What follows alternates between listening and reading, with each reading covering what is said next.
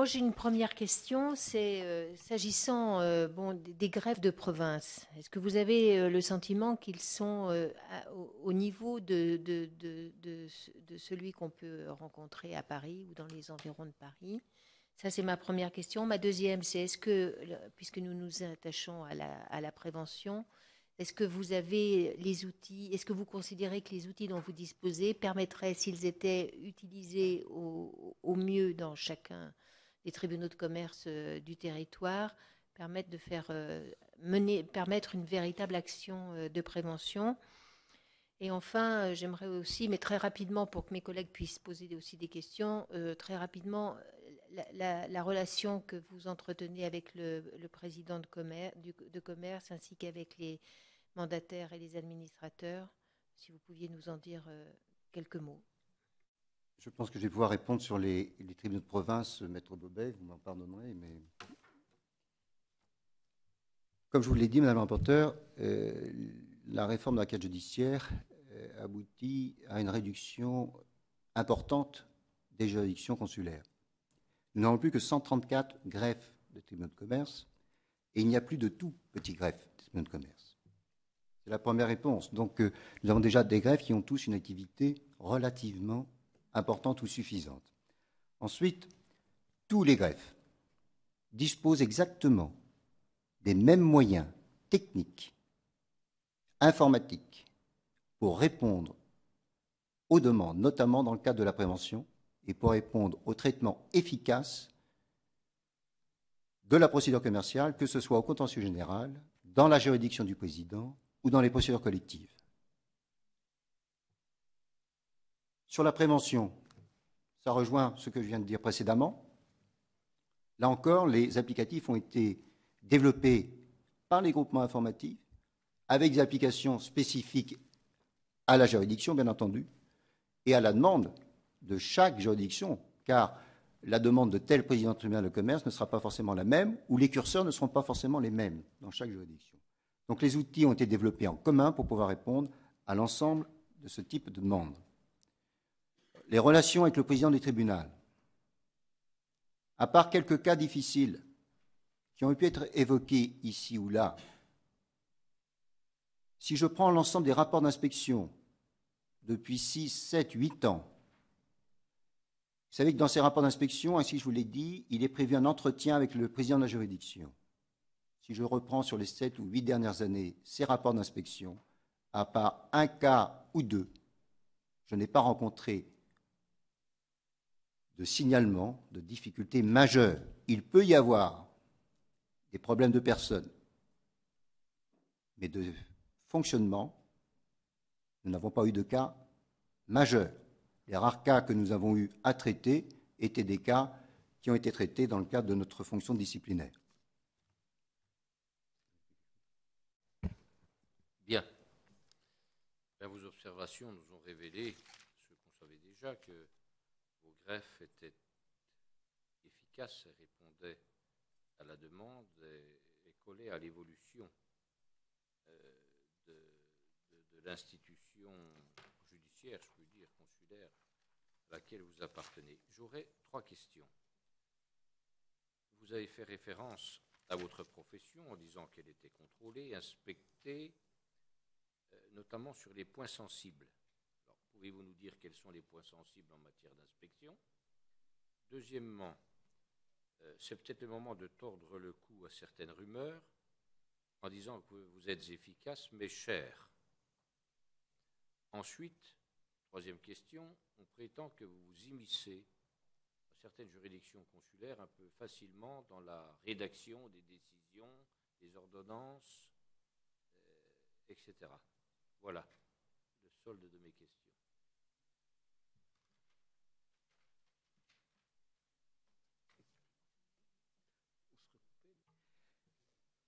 Je vous réponds. Point sensible dans les inspections. Quels sont les points essentiels à vérifier et quels sont d'ailleurs, à la demande du parquet, quelles sont les difficultés majeures rencontrées dans le cadre des inspections, qui pourraient poser des difficultés majeures.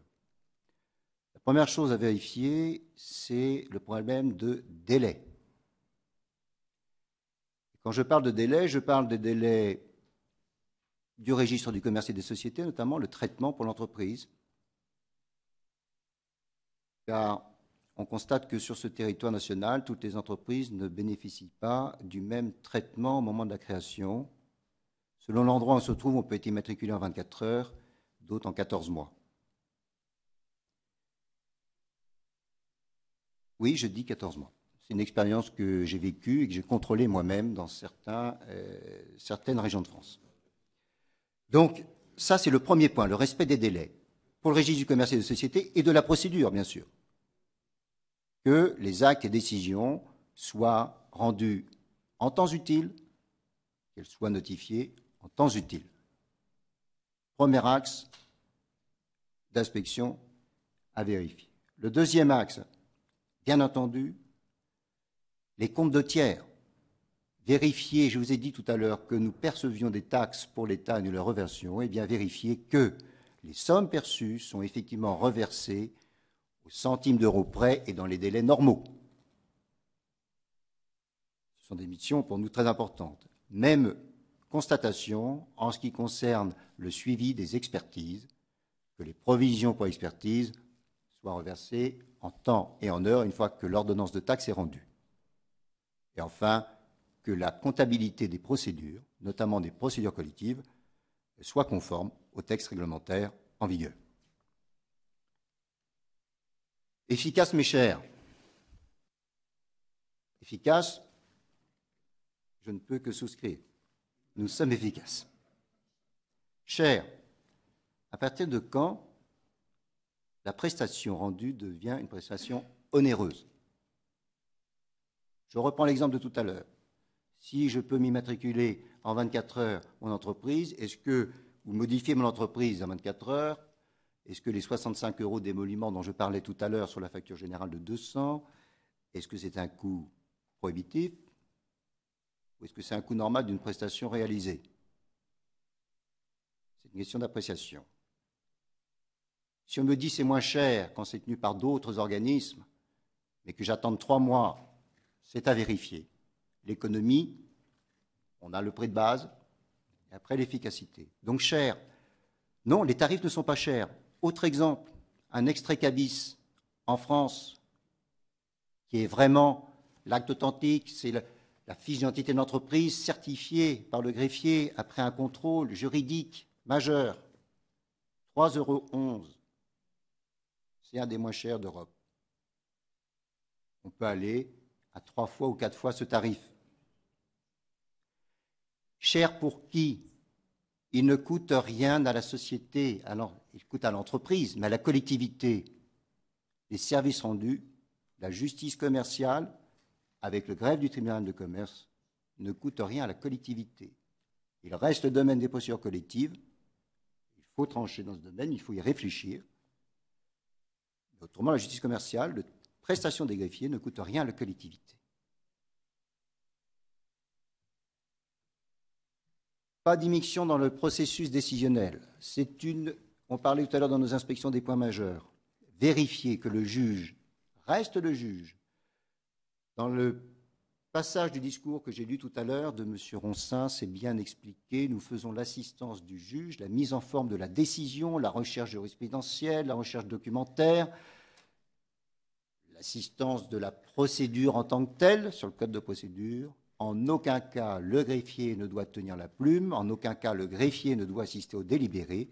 Le greffier est là pour l'organisation des audiences, le bon fonctionnement de la juridiction, et il appartient au président comme au greffier de savoir à chacun quelle est la place que l'on doit occuper. Et nous y veillons. Je n'ai pas de réponse à faire, j'ai des questions à poser, mais il n'y a pas que les greffes dans les localités les secteurs les plus importants qui sont parfaitement efficients opérationnels. Je viens de la province et je viens d'un coin de la province où je puis assister que le greffe commercial est parfaitement efficace, efficient et opérationnel. Dans cette suite de réflexion. Moi, j'avais effectivement une question qui tournait autour des relations entre les jugements rendus et les greffiers, parce que on voit ce qui se passe en matière judiciaire, en matière civile. Je voulais vérifier, savoir en pratique comment concrètement se passaient les liens entre le greffe et les magistrats. Vous avez répondu. Je voudrais simplement m'assurer que ce soit bien vrai partout. C'est un peu mon interrogation. C'est pour ça que j'avais en filigrane cette question. Il y a les moyens, il y a la volonté, puis après il y a les moyens. Donc on sait bien, parce que ça dépend avant tout des personnes qui sont en face. Et je m'interrogeais sur cela. La question que je voulais vous poser aussi concernant le rôle du juge chargé de la surveillance du greffe. Puisque, certes, il y a des obligations qui pèsent sur les entreprises, mais il est vrai que nous constatons parfois qu'un certain nombre d'obligations, notamment en termes de prévention, et on le sait bien, ne sont pas respectées. Alors vous allez me dire, quand une entreprise ne dépose pas ses comptes, c'est un des indicateurs de la mauvaise santé. Mais ça n'est pas que le cas, ce n'est pas que cela. Il y a parfois des habiletés qui sont faites pour ne pas déposer les comptes. Donc c'est ma question de savoir comment et quels sont les moyens qui sont déployés, et avec quelle célérité, parce que je crois que ça c'est un élément important. L'autre question que je me pose, c'est de savoir, l'obligation porte aujourd'hui sur des entreprises bien définies. Est-ce qu'à votre avis, on ne pourrait pas, dans le même souci de protection, élargir le spectre de la surveillance à d'autres structures qui, aujourd'hui, sur lesquelles ne pèsent pas ce type d'obligation? Et est-ce que vos greffes seraient en capacité de répondre à un élargissement des obligations qui peseraient sur des entreprises? Je prends un exemple, vous avez des entreprises agricoles aujourd'hui qui représentent des volumes d'activité très importants, avec des statuts de responsabilité limitée, avec des formules juridiques, je dirais, qui ne sont pas forcément commerciales mais civiles, et en même temps sur lesquelles il n'y a pas d'obligation de cette nature. Donc je me dis, parce que l'économie bouge et on a des systèmes qui font que pour certaines entreprises il y a une obligation, pour d'autres il n'y a pas d'obligation. Alors que tout ça, ça fait partie du même groupe. Bon, c'est un peu cavalier, un peu curieux, donc c'est une deuxième question. Troisième question, vous avez parlé de guichet d'entreprise tout à l'heure, Monsieur le Président, en disant, voilà, bon, on a un savoir-faire en matière d'inscription au registre du commerce pour les sociétés, et notre guichet, dois-je entendre que c'est une ouverture, je dirais, universelle pour le recensement des entreprises, parce que certains se posent la question de savoir, mais pourquoi pas tout verser vers un seul lieu, un guichet unique. Je rajoute le mot unique. Vous voyez, donc je suis dans un sens de dire le contrôle aussi qui va de pair avec un professionnel que vous êtes, pour aller jusqu'à se dire est-ce que ça ne peut pas toucher aussi d'autres professions? C'est une question que j'ai entendu poser, évidemment, au détriment de... Après, il faudra voir avec les chambres consulaires, il faudra voir avec certains organismes, mais en tout cas, moi j'ai l'impression qu'il y a un spectre très, très élargi dans lequel les entreprises ne se repèrent pas forcément. Et je dirais, est-ce qu'on peut permettre aussi de l'ordre dans tout ça, avec aussi le souci de dire tout ça à quel prix? Parce que si ce qui est fait gratuitement aujourd'hui, ici ou là, c'est payant ailleurs, évidemment, ma proposition risque de recevoir quelques désagréments. Mais vous voyez, je suis très libre dans mes propos et je dis, voyons, pour que ça soit efficace, comment on fait?